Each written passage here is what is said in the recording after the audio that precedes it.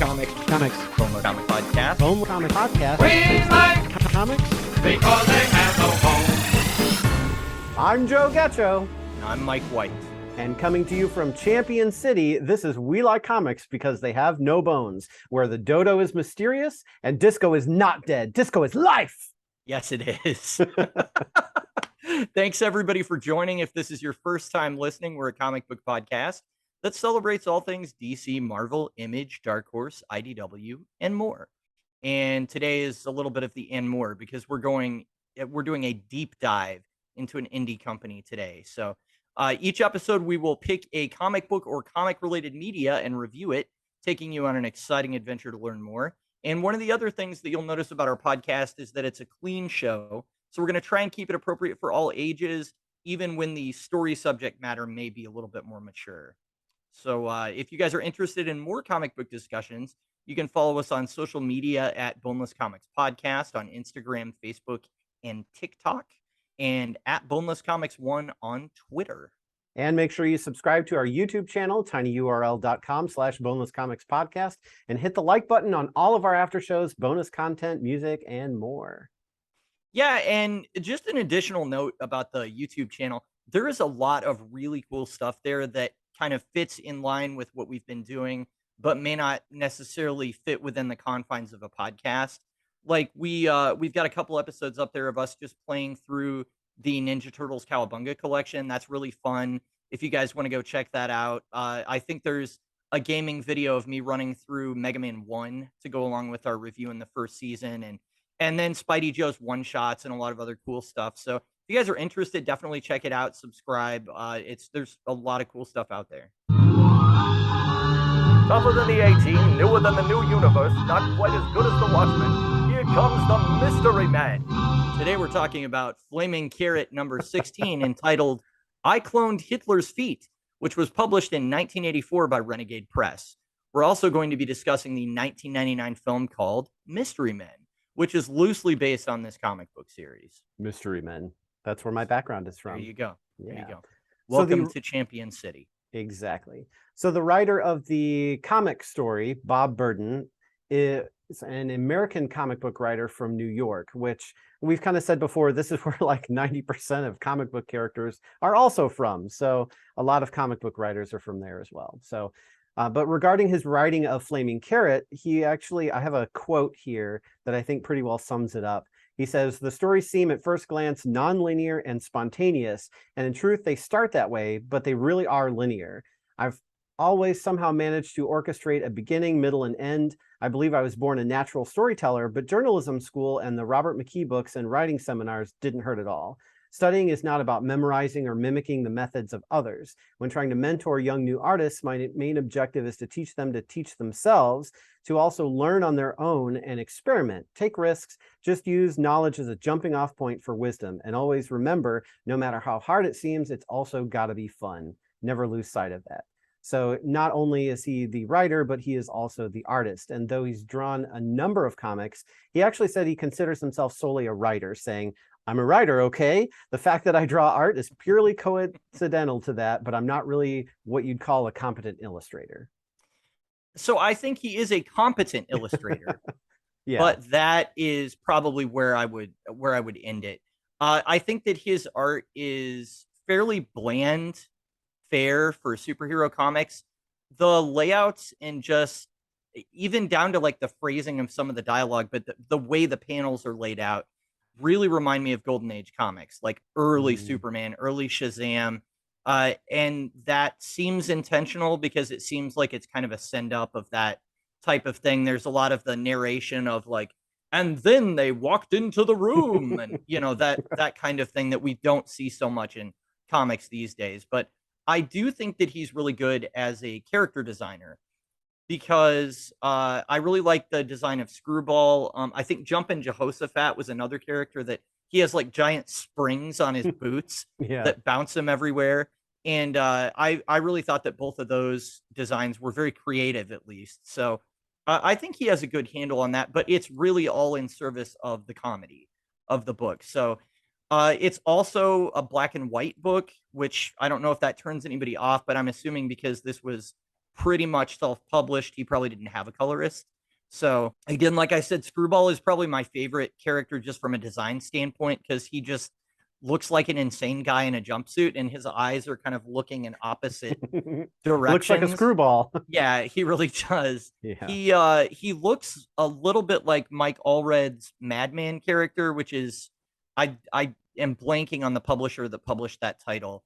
But he's somebody that's done a lot of work at the Big Two as well. And Madman, I would argue, might be influenced by that design a little bit. I don't know that for sure, but it looks similar.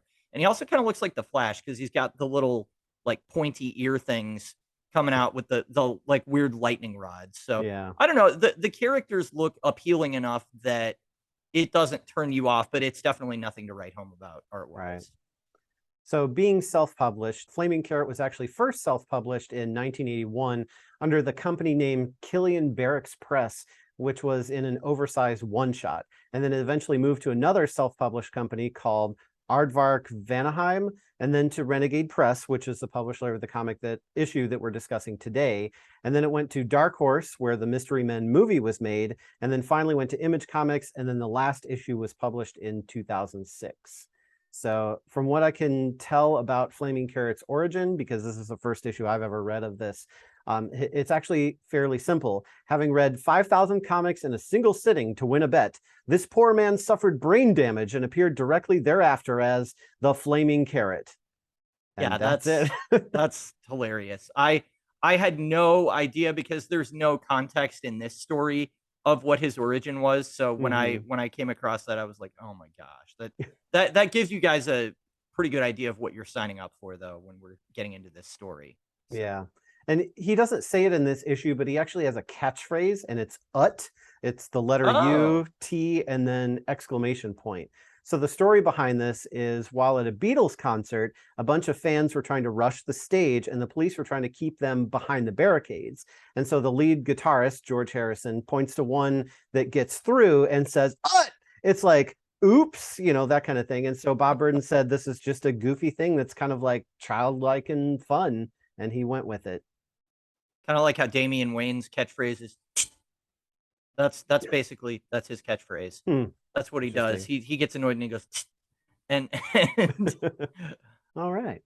Well, in 1993 and 1994, moving on, Mirage Studios published a 4-issue miniseries, Teenage Mutant Ninja Turtles / Flaming Carrot crossover. So if you watched our episode on the Turtles last time, and you're watching this episode or listening to Flaming Carrot, go check that out for a 4-issue series crossover of these two things, and tell us if you like it or not, because I'm kind of scared.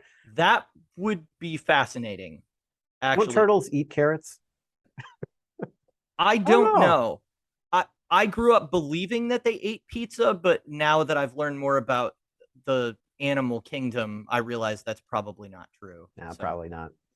But Flaming Carrot was a founding member of the blue-collar superhero group called the Mystery Men, and they were actually introduced in a flashback dream sequence in this issue, Flaming Carrot Comics number 16, and this was in 1984. And then the Mystery Men film was announced in mid-1997, along with other comic book movie adaptations, some of which made it, some which never came to be, but the list is Blade, Virus, Superman Lives, X-Men, the Fantastic Four, the Hulk, Captain America, the Submariner, Iron Man, Daredevil, Silver Surfer, Hellboy, Concrete, Green Hornet, and like 26 other titles. So this movie came out in a time where there had been a lot of, kind of superhero stuff in the 80s and 90s, and it was really at a low point until things like, movies like Blade and X-Men came out and started reviving sort of I guess you'd call it the superhero movement. And then after that point, then we started getting things like the MCU and the DC movies that we have, and Justice League and Avengers, and these big, like, where you have a big budget, you have a lot of heroes on screen at the same time.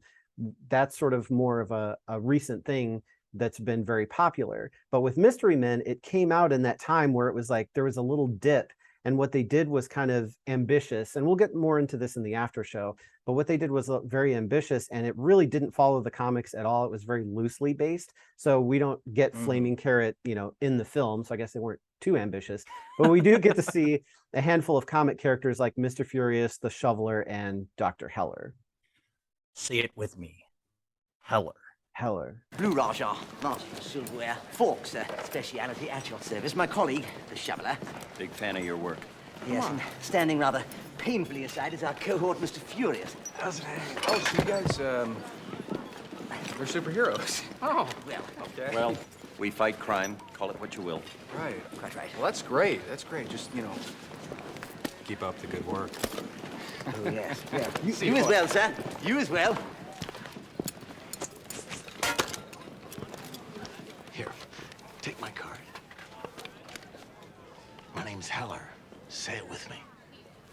Heller. All right. Thank you. I would say that if this movie came out today, I think that it would hit with audiences a lot better. It bombed, which we're gonna, get Yeah. to that later. But honestly, the thing is this is very much a deconstruction of superhero tropes. And Mhm. the movie-going audience at the time didn't have that sort of innate knowledge of those tropes and that language built up going into this. So really, unless you were reading comics, you might not recognize the stuff that they're sending up in this movie because there's a lot of it. I mean, even Champion City itself very much looks like it's inspired by Gotham in like the 90s Batman movies. I mean, Yeah. it looks like the sort of like neon lights with the goth influence, all of that stuff is there. So I feel like it's just a case of kind of the wrong time when it came out Mhm. because it's not a bad movie. It's just Nobody got the it, I audience think. wasn't there for it yet. Yeah. So yeah. But I would love to see them do another one with Flaming Carrot because I feel like if you do it now, you do have a guy that has a carrot for a head with a giant fireball on top, and you just go with it. Because we've done crazier stuff in Guardians of the Galaxy already. True. So I mean, it's sky's the limit with CGI and everything. Except on She-Hulk. Well, oh man, hey, we haven't done a follow up to our She-Hulk episode, really discussing the Disney Plus show, but the feeling is after reading the comics, not quite what we hoped Yeah. and wished for. So Unfortunately. It's still enjoyable. yeah, it is. It is. I haven't given up on it, but Well, back to Mystery Men. Let's take a short break and watch a clip from the movie. If you haven't seen the movie, you should watch it because it's really good. But we'll be back in just a moment. all right. Hello, Champion City. Daddy is home.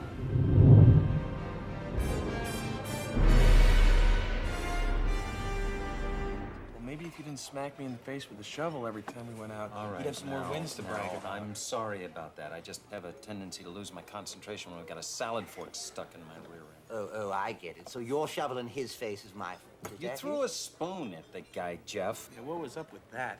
Frightfully embarrassed about that. I thought it was a fork. You're the master of cutlery. You can't throw a knife sometimes No, I when someone's can't. trying to kill me? You can't use a rake sometimes? No, I'm the shoveler. Well, I'm the Blue Raja. I'm not Stab Man. I'm not Knifey Boy. I'm the Blue Raja. That's another thing. What? I mean, you could get a little bit of blue in the uniform somewhere. I mean, Really? you got green, there's like a little flowery thing happening, but there's like everything but. Doesn't make a lot of sense. All right, we're back. My name is Mike White, and I do not like feet. So, somewhat unfortunately, in Flaming Carrot number 16, Flaming Carrot dreams of a different time when he helped found the superhero team, the Mystery Men, and their initial battle against the cloned feet and boots of Hitler.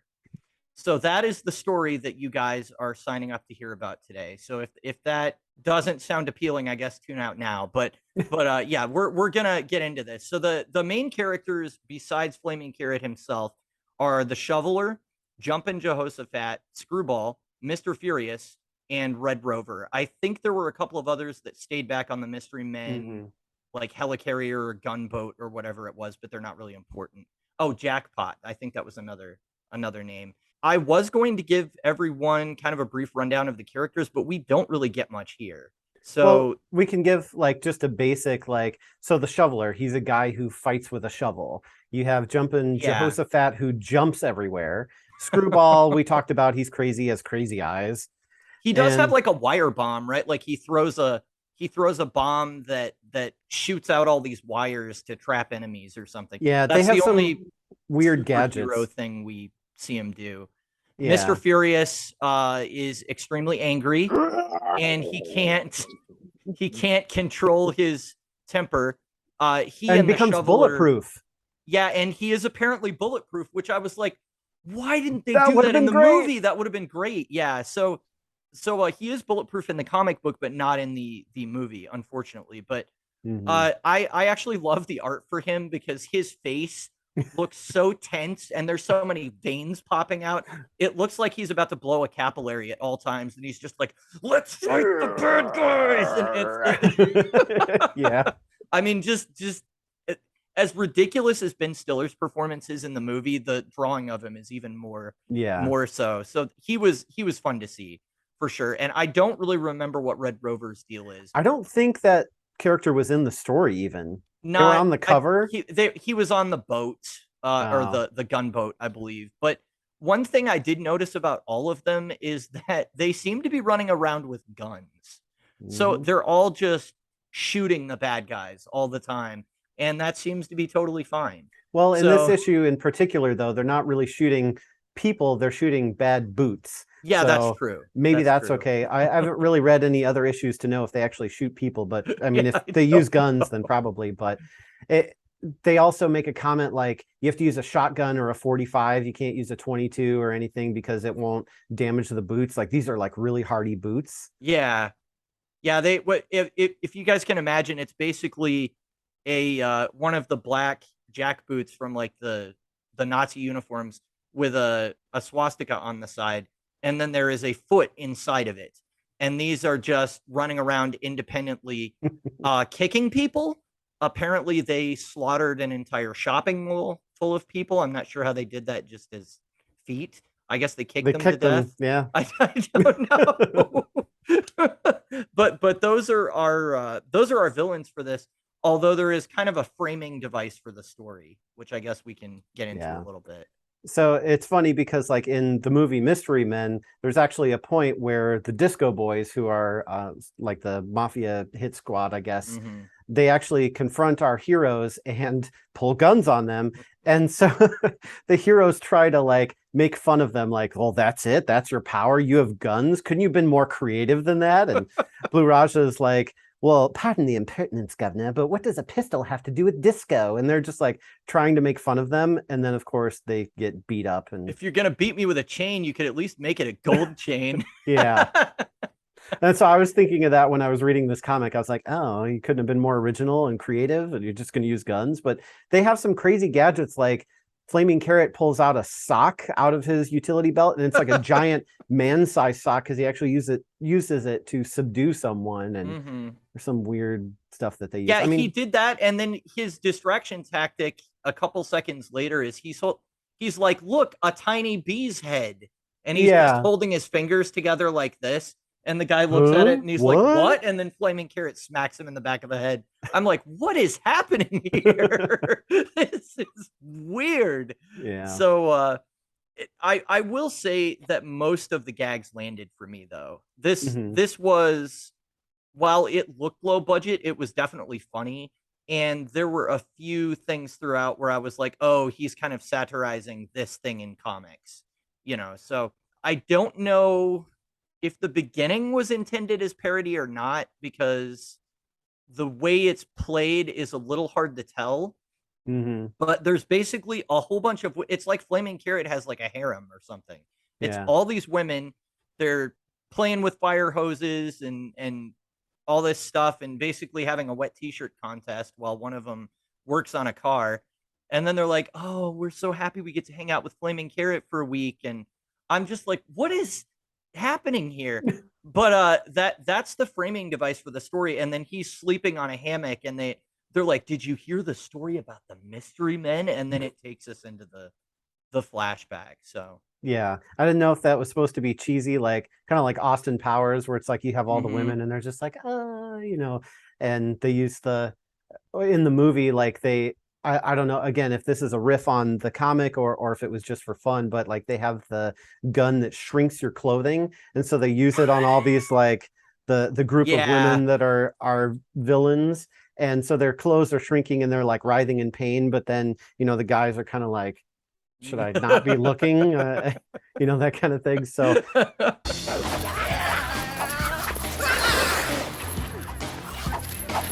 Shrink him.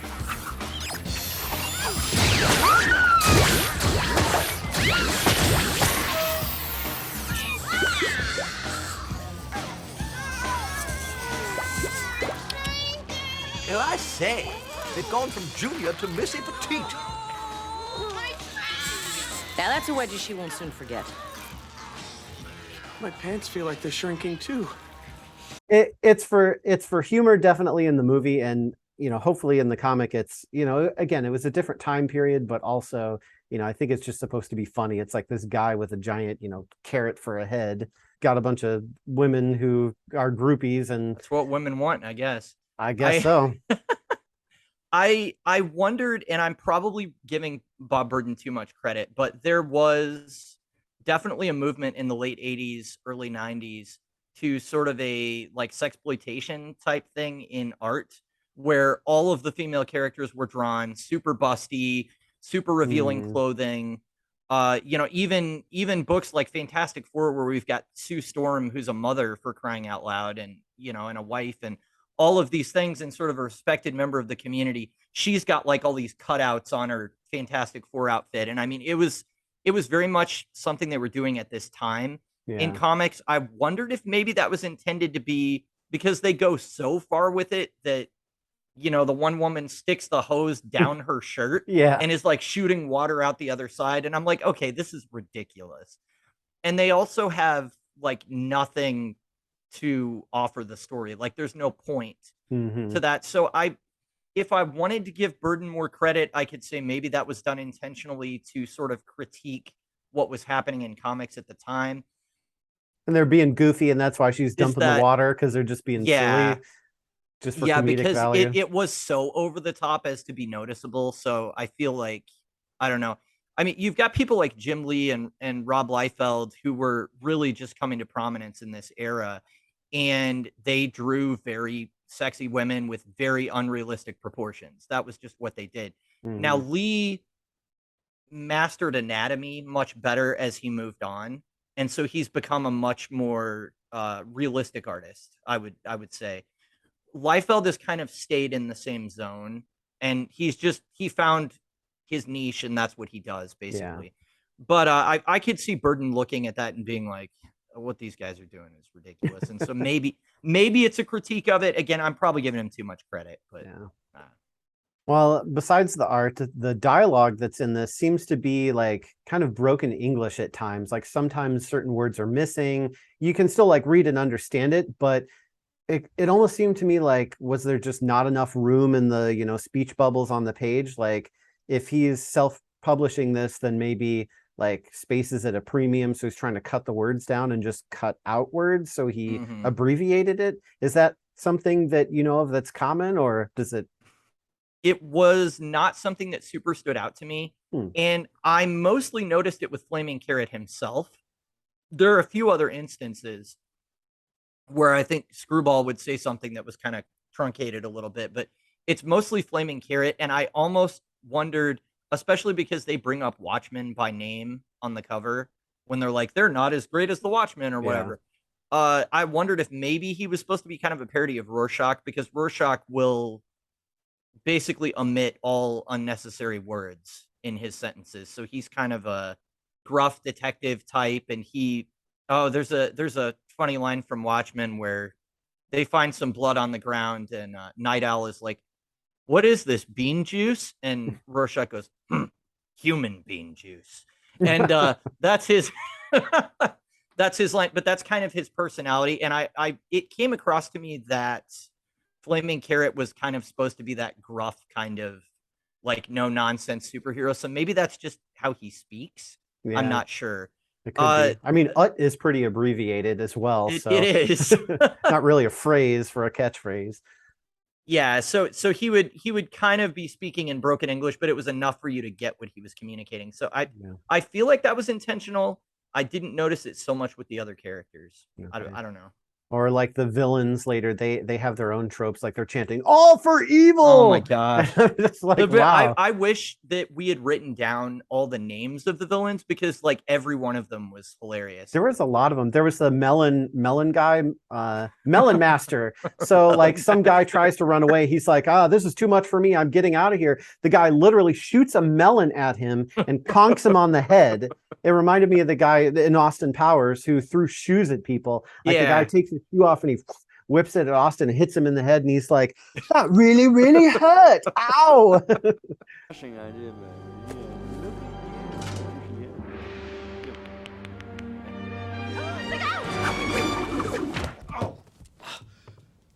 That really hurt. I'm gonna have a lump there, you idiot. Who throws a shoe? Honestly. It's definitely a very slapsticky, like comedy tone, you know, where there's stuff like that. I mean, half the villains are the reason we get such a name like dump of villains is because they're all at a barbecue, actually. So the Villainous super barbecue. villains barbecue. Yeah. Super villains got to eat. So they're kind of off there. I think the way they cut away to it is Flaming Carrot says something like, I wonder where the mastermind is, and then it's like later at the villain's barbecue, and that was the scene change. So but the big villain in this is Zerb the Cloner, I guess, who's he does what his name says. He clones things. So he cloned it. It explains that what he scraped DNA off the inside of a boot that they found in 1945 and used it to clone Hitler's feet. I would say that his name is on the nose, but since he's cloning feet, I guess his name is on the feet. I don't know, man. He's got a foot thing. He was kind of creepy to me. I don't do anything to do with feet. I just love these feet. I just love to caress these feet. Like Frieza and Dragon Ball. Yeah. Well, his monologue is like, these are beautiful. They're beautiful feet. They're obedient. They're so evil. Or I don't know if he rubbed his hands together. That was my dramatic affectation there. So did he rub his feet together? Yeah. I don't know. There was another guy with him called like Baron Rumpus, and I don't even know what his deal was. I was waiting to see if he had like a large rear end or something. Like I think the joke was that he was just always sitting. Like he just never got up out of his chair. I think that's what the joke was. It was just all for that simple gag. But yeah, it's a lot of the names are funny, and they feel like kind of a callback to old comics where, you know, the power or the name is just what the guy does. Well, I mean, even a lot of them that have stood the test of time, like Iron Man is a man in armor. Superman is a man with superpowers. It's Batman literally dresses up as a bat. It's, you know, so they just kind of riffed on that, but picked really ridiculous subjects like melons. I mean, why not? It's not lethal, but it certainly probably gave him a bruise. So I did think it was interesting, mainly because I don't know how they stayed out of copyright trouble, that there were a lot of just call outs of other superhero groups from Marvel and DC. And I mean, they don't go to any lengths to hide it at all. Burden didn't. I mean, maybe his comic had such low circulation that it just went under the radar. So it was like, you know, whatever, we don't care what this guy that's selling 15 copies of Flaming Carrot is doing, you know. But they say that like they're the Millstone heroes that couldn't make it in the Justice League and the Avengers at the beginning. And then they mention the women mention Gold Key Comics and Charlton Comics, which Gold Key is the original license holder for making Star Trek comics, which they did some really like bad stuff in the beginning. I mean, I read a trade that I rented from the library, borrowed from the library. You don't rent from the library. What am I saying? When I was a kid, actually, and TNG was still airing, and there were some Next Generation comics, and there's literally an issue where Santa Claus beams on board the Enterprise and starts giving presents to the crew. Also, everyone is ripped. Like Data has like, huge muscles. Geordi has huge muscles. I'm like, what happened to everybody on the Enterprise in this? And the original series stuff was equally kind of weird, but also they put out some stuff where it was literally like stills from the show that they would add dialogue bubbles to like make an wow. original story. So that was really odd and just not yeah, not a lot of effort put in there. So it was interesting to see Gold Key brought up though, because it brought back those memories. Hmm. And then Charlton Comics was the other company that they mentioned, which that was relevant because in the 80s, probably right around the time this comic was published, DC bought them. And so they had several popular, well-established characters. The one that everybody's going to know right now is Peacemaker, came from Charlton Comics. But also Blue Beetle, The Question, and Captain Atom were all originally Charlton Comics characters. Oh, And interesting. so when Alan Moore wrote Watchmen, he wanted to use those characters in his Watchmen story, but DC wouldn't let him. So all of his characters are takeoffs on one of those. Like the comedian is Peacemaker, Night Owl is actually Blue Beetle. The Question is Rorschach, Captain Atom is Dr. Manhattan. They all have like a direct analog to something that was in Charlton. So Interesting. that was kind of cool that they brought that up. And then the Baxter Building even is mentioned by name, the Fantastic Four's headquarters, and Spider-Man. Yeah. They're like, can we call any other heroes? And they're like, no, the Baxter Building got attacked and Spider-Man was attacked by a giant cephalopod or something. And I'm like, what? So yeah, That's interesting. I didn't catch the references to the comics, and I've never really been into Watchmen, so that all just sort of flew over my head. But that's interesting what you said about the DC characters, and then also like him, making an analog to each one in Watchmen. Yeah. That's kind of interesting. I don't really know most of those characters that well, but at least know sort of what they do. But I guess I never made that connection before, so.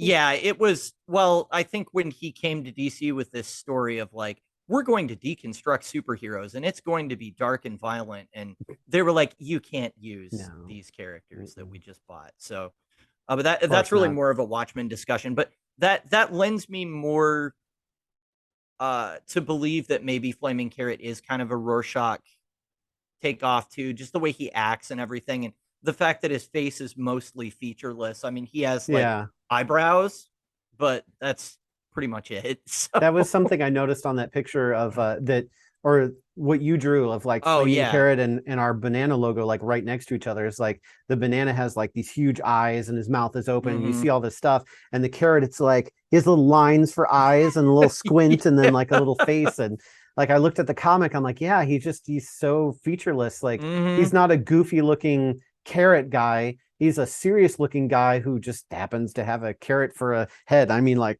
giant carrot. Like, yeah, it's the length of his entire body. I mean, it's insanely. That's got to be quite a carrot that guy has. How does he even get in a car? Like, I don't know. Maybe he just runs everywhere. I don't know. Maybe the flames from the top of the carrot like propel him or something. Yeah, I was waiting to see like, does he use his flames for anything, or does he use his carrot head to like, hit people with or something? But he just seems like if you forget that he has a carrot for a head, he's just like a regular, guy just shooting a gun. It's kind of hard to forget that though. It's kind of hard to get past that.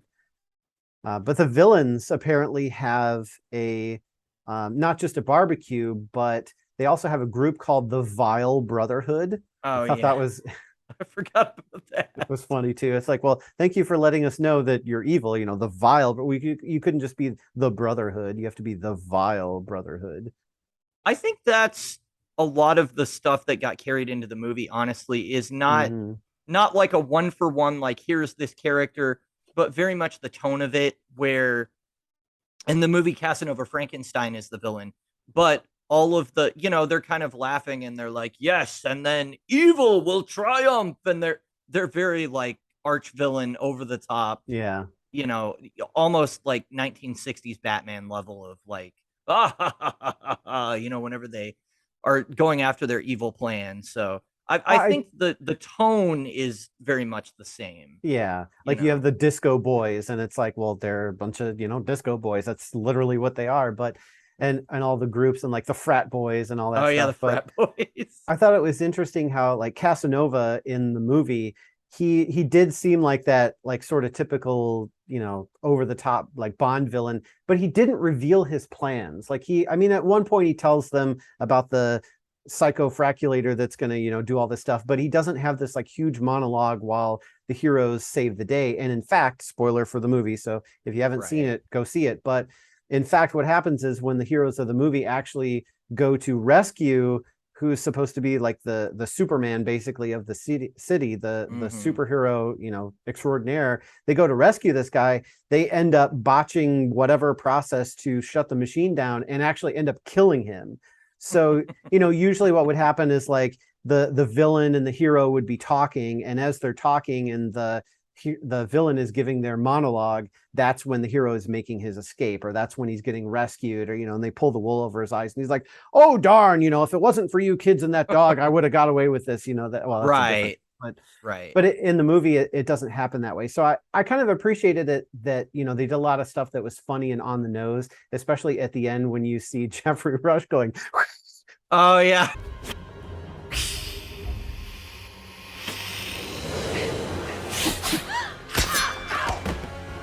It was awesome, but and silly, but at the same time, like, he was actually a good villain. Like, he really didn't reveal all his plans, he didn't put all his eggs in one basket, like, and he really didn't take these this group of ragtag idiots very seriously, didn't perceive them as a threat, and that was really where his downfall was. But at the same time, I mean, I wouldn't have seen them as a threat either. I don't blame him in this case. Guy coming in with a shovel and a guy that gets really angry and a guy that throws cutlery. And it's like, oh yeah, I'm real worried about you guys. We have guns. What do you got? Yeah, I guess the villains in the comic do kind of put all their eggs in one basket, because they're like, darn, we've been foiled whenever all the feet get shot to death. I did think that a lot of the narration too is just so over the top. I mean, what it made me think of was like old, almost like pre-Stan Lee Captain America comics, where you'll have him fighting Nazis, but they've always got to have like a giant robot or something that's just insane that wouldn't exist in real life. The Red Skull is there and he's got a giant Nazi robot that's going to destroy the countryside or kill everybody in Europe, and Captain America's got to stop it. So it did kind of feel like that tone of like, oh, Hitler's feet. It was just a little bit more ridiculous than what would actually happen in those old comics. So I did kind of appreciate those callbacks to that era. And this felt like, with it being a flashback, it looked like they were in trenches. I mean, I could have imagined them being in World War II, except that they would all be way too old in the future. Yeah. So that doesn't make any sense. But it had the tone of almost like one of those old, kind of like wartime. That's what it seemed like to me, that like they were all war buddies. And it was almost sort of like Captain America, where it's like, the Flaming Carrot, he's the leader. And so he kind of coordinates everybody together, and he sends, hey, Bondo Man, he's immune to the kick, so I'm going to send him up there to get the stragglers. And Screwball, well, he's going to do his crazy thing so he can round him up over here, and I'm going to get my 45 out and I'm going to start blasting him away. Like he was giving orders. He was the guy in charge. Like everything was it was like serious, but not serious. Yeah. Right? So it wasn't just a bunch of boots everywhere and crazy, chaotic. Well, the characters in the story are taking it seriously. Right. Yeah. Yeah. So but I had to look up what Bondo was. Did you know what that was before? I was thinking about that, and I was like, oh, Bondo Man, he's like indestructible, right? Or, well, maybe not indestructible, but it's like he's very thick.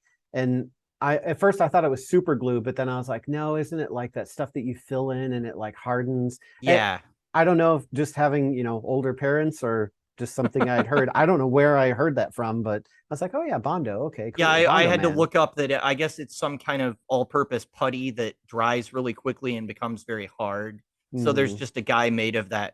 There's one part where the feet are kicking Bondo Man, and he's like, don't worry, they're only chipping me, or something like that.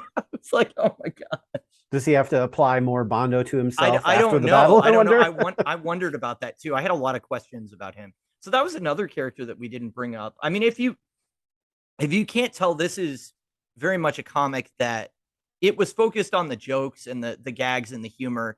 and there is a narrative and not really character development, but I don't know that character development really mattered in this because Mhm. it's really only got to sustain itself for like 20 pages. And then there was some kind of weird backup story that we're not going to cover here, but yeah, I mean it was pretty short all in all, but it was definitely entertaining. So, Yeah. It was interesting to kind of see the take on, the craziness and zaniness, but like I mhm. think you put it very aptly, like the characters all take it seriously. So like what's Mhm. happening in the story it matters, but it's also ridiculous at the same time. And Yeah. we don't really get a resolution to necessarily like foiling the feat, although we do get like they blow up a factory where they're being. So it was an abandoned pretzel factory Oh, that's right. where they created the feat. So they did blow that up. But I think Zerb the cloner gets away at the end, and Mhm. he's, sort of vowing to make it happen again or Yeah. something. I don't know. I They probably should have the cloned gloves or something, like that way they right. could punch, and I don't know. Yeah, I don't know. I don't know what it seems like maybe those would be harder to hit. So maybe pick a different Yeah, body part. But you got to go with the DNA you have, and if all you have is one of Hitler's boots, I guess that's all true. you can make You is a you can only make foot. evil boots, yeah. Can you imagine if Jurassic Park worked that way? So they're like, we found a tiny bit of dinosaur DNA in this mosquito and amber, and so they grow like, We a found a tail. Deinonychus toe or something, and it's like, well, that's what we've got. That's it. Um, It has broken loose and now it's terrorizing everybody, and you see the Jeep driving away and the little toe is just oh like my inching gosh, after him. that would be from what I've heard, that would be better than the last movie. I didn't see Ugh, the last movie, but I've heard that it was not good. yeah, So I think that's one of those franchises that maybe has just gone on a little too a long. little too well. Because how many times are we gonna try this and be surprised Yeah, that the dinosaurs broke out and started killing people? It's like at a that's certain point, your human characters look really dumb. It's yeah. kind of like on Star Trek where they keep having problems with the holodeck, and like where the characters become sentient and try to take over the ship and kill everybody or something. It's like, at what point will Picard or Janeway be like, okay, we're not going to use the holodeck anymore. This is just not a thing Yeah. that we need. Or unless we're in safe space where we know that we can't experience some kind of like electromagnetic interference, or Yeah. there's a nebula nearby, we're going to fly through this dangerous nebula, so everybody take a break. Okay, let's go on the holodeck. Like, heck no, I'm staying out until we're back in space dock or something. The only other thing I really had to discuss was the narration was very deadly serious. Like, you should be concerned about this. And I don't know, the line that stuck out to me was 1,000 screams of dying feet as chemicals ignite and foul smoke billows. I bet you like that was part. that was just kind of, but it was kind of gross too. Oh yeah. I don't know. This is just, when it comes to feet, like, I am all the way out. I'm just not. So this is gonna get a 1 out of 5 for that alone. No, I'm just kidding. They said the word feet. I'm But, done. But yeah, even more than bones, we've got a problem Yeah. with feet. So, We should rename the podcast. but yeah, it was definitely a lot of fun to read this and get an idea of where the idea for the movie came from. I'm Mhm. actually kind of amazed that a movie was made just based on this comic, Yeah. because there's really so little there, and it's all just in service of let's get to the next joke, that I'm really surprised that some Hollywood screenwriter was like, I can make something out of that, I think that's why it was like loosely based on the comics. So they Mhm. took a lot of liberties to do what they wanted to do. It was more the inspiration of, you have a group of superheroes that are all wacky and weird.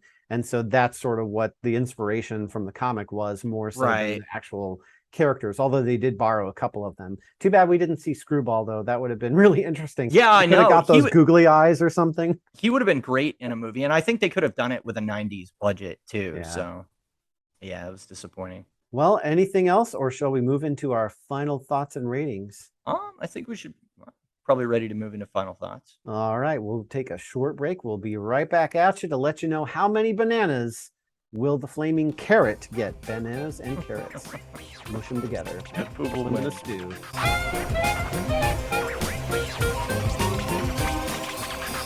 Hey, welcome back, everybody. I think we're ready to move into final thoughts.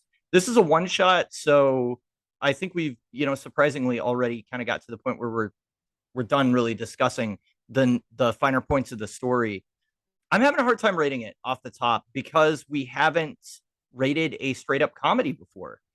So that's interesting because I don't know that it's fair for me to look for some of the things that we normally look for, like, I don't know, believability or consistency within the world, or, did the plot points make sense? Was there character growth? A lot of those things don't matter because that's not the intention of this at all.